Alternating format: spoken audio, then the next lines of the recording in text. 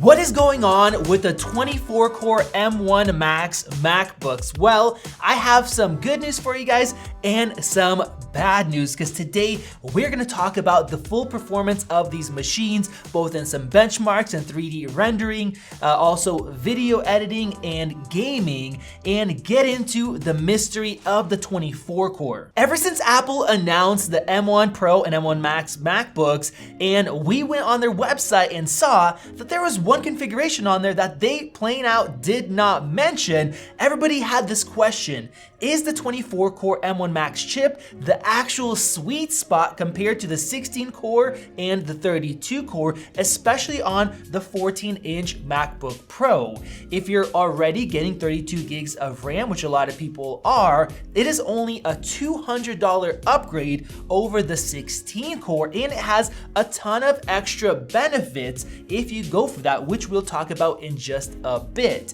And when we started ordering our MacBooks, which we ordered a ton of them, this was probably the one that I was most excited about testing out, because it is like the unicorn in all of the different configurations with these MacBooks. You can't get it as a base system. If you upgrade to a more expensive option, you just straight up jump to the 32-core, but we made sure to order one, and right when I logged online, it already was backdated, meaning you couldn't get it on day one. And here we are over a month later, so why is there barely any coverage of this 24-core machine that, from what I know now, is probably the best M1 Max chip to buy if you care about bang for the buck, which I will get into. Now, initially, when I ordered mine right away, I got a date of somewhere between the 5th and the 10th, which was quite a ways out there compared to everything else coming in right away. Then I got excited because it changed to Friday, just 3 days after the launch date, but it didn't show up. It got kicked back to November 4th. I was like, all right, not too bad, went back to the original date. And then when that time came around, it got kicked back again to November 11th. And here we are, what is it, December 1st, and guess what? Apple still hasn't gotten me this MacBook, and judging on videos and articles, it is nowhere really to be seen. Now, a few people online have posted videos. If you do a search like Creative Tech, we have Luke Miani, a couple other smaller channels with very few tests, and there's pretty much nothing as far as articles either. But as you know, we bought a ton of different MacBooks. I bought 8, Vadim bought 1, so we've done a ton of testing, and you guys have been commenting below asking, when are you guys gonna make these videos on the 24-core? This is the one I wanna buy. Well, what I ended up doing is looking at Luke's videos, create a text, which we'll put down in the video description, also notebook check for a couple things, and also retesting our machines and running their tests with the exact same settings they did to give you the most comprehensive coverage of this machine. In doing so, I found some things that were really surprising to me, with bigger differences or not differences that I expected in a positive way. Now, there's also a downside about this machine as well. So let's go ahead and jump into it. And I think that these tests are really gonna provide some clear info for you. Now, if Apple ever gets this machine to me, then we'll actually do some more testing, because online, the stuff that I found, there was nothing very clear about performance, wattage, frequencies, thermal throttling, none of that stuff other than some benchmarks. But based on these numbers, I think you guys will be quite surprised. Now, starting off with Geekbench 5, we see this whole range of MacBooks right here, and it looks like the 24-core is right there somewhere in the middle between the 16 and the 32-core. Now, you guys may know that these MacBooks finish these tasks so quick that the chips actually don't reach their full potential, because they kind of ramp up in performance to save battery life for super quick tests, which is a good thing, but they don't max out in Geekbench 5. So that's what we're gonna take a look at GFX Bench's Aztec Runes, which is a longer test.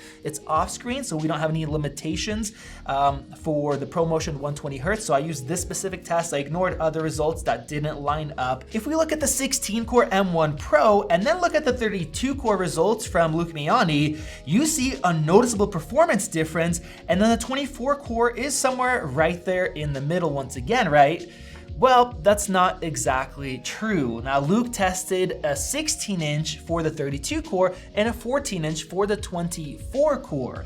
And the 32 core performs well on the 16-inch, but what we found in our detailed testing is that if you're buying a 32 core in a 14-inch, you can get up to 36% less performance. And that is because one thing that nobody else has mentioned is that the M1 Max 32 core in the 14-inch MacBook, it actually runs slower than in the 16. Instead of 1300 megahertz, it runs at 1100 maximum, no matter if the system is running cool and quiet, you have plenty of battery life. That is a cap that Apple limited for the 14-inch. And sometimes if you're running this under load with some CPU tests as well, it can run as slow as about 950, where the 16-inch will still run at the full 1300 megahertz for the graphics card speed.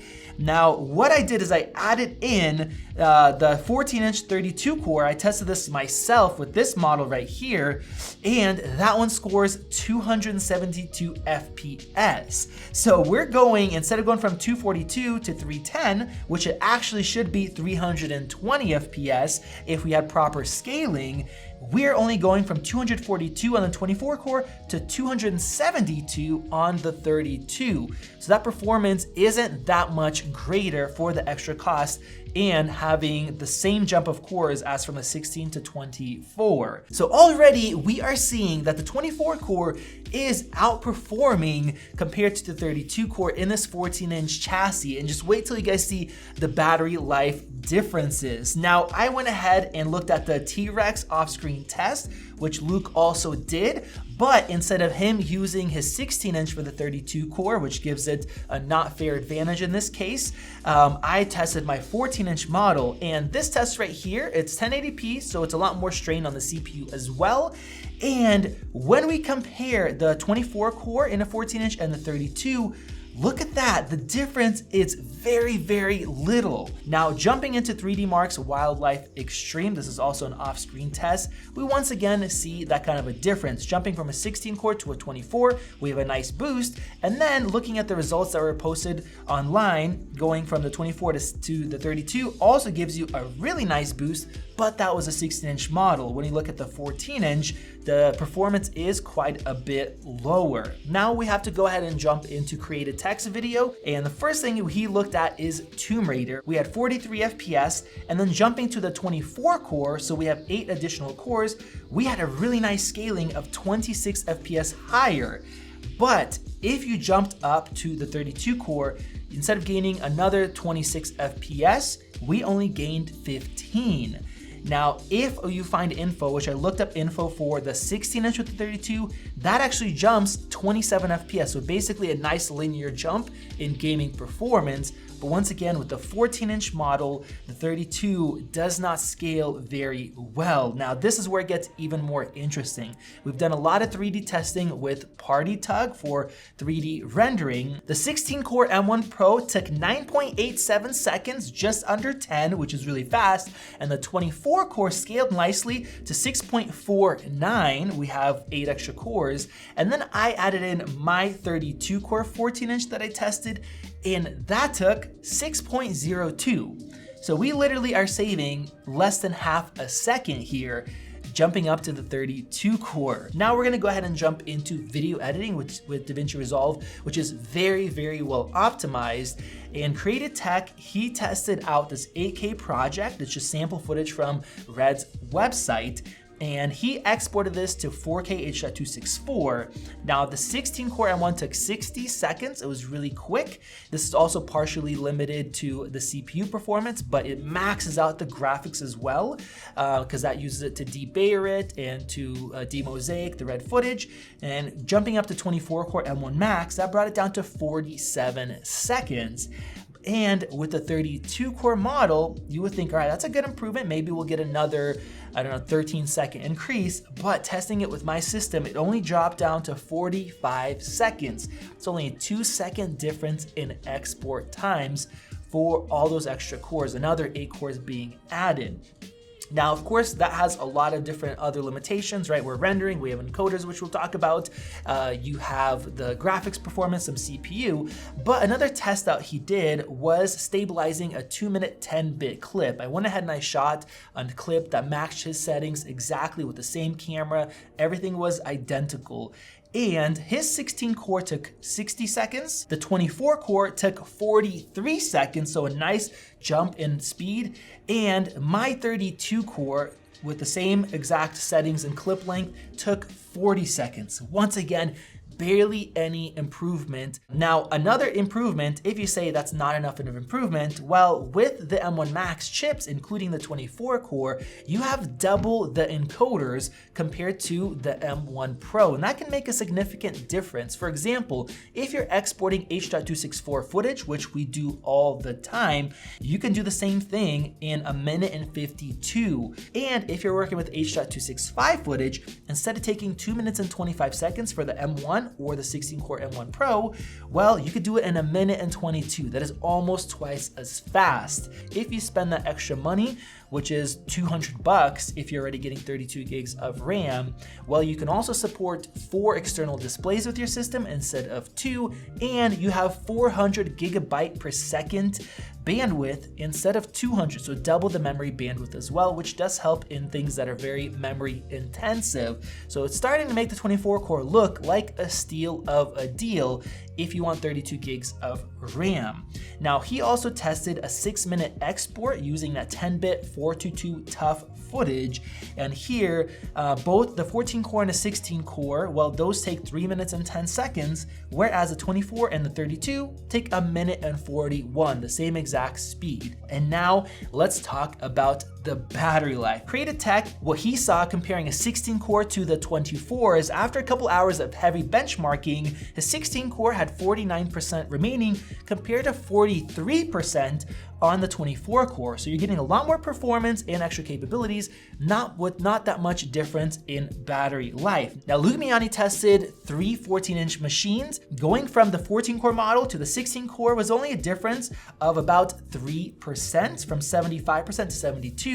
Jumping to the 24 core, it dropped all the way down to 64%. So that's an 8% difference compared to 16, which you're getting quite a bit more performance. And that seemed like a big drop off when you're looking at those numbers. But when I tested my 32 core, it dropped from 100% all the way down to 52%, running the same exact test, meaning instead of dropping 8%, now we dropped 12% compared to the 24 core and 20% compared to the 16. So when you look at it this way, the 32 core model doesn't get that much better performance than the 24 core, but with that, you are taking a pretty big hit in battery life. And now going back to the original question and issue with our 24 core model, can you even get your hands on it? It does seem like the best option, especially for the 14-inch. Well, where are they? Why are there barely any information and benchmarks and tests posted online? Why have we still not got ours?